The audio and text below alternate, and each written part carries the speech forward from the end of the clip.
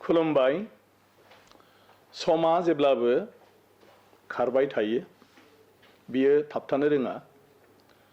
नाथाय सुबुं समाजा बे समखौ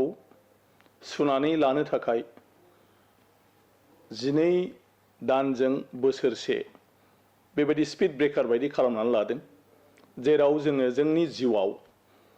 गेजेर गेजेर मोनसे ब्रेक हमनाय बायदि थानानै थांनाय समफोरनि बाथ्राफोरखौ लानानै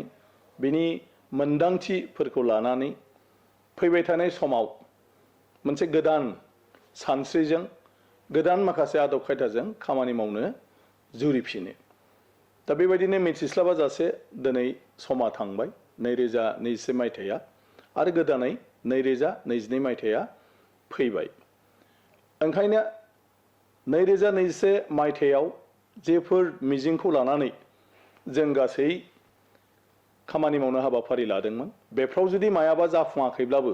बेफोरखौ गारनानै जों मोनसे गोदान मिजिं आरो गोदान सानस्रिजों 2022 मायथाइयाव जों मोनसे मोजां सिमां सुजुनानै जाहाथे बयबो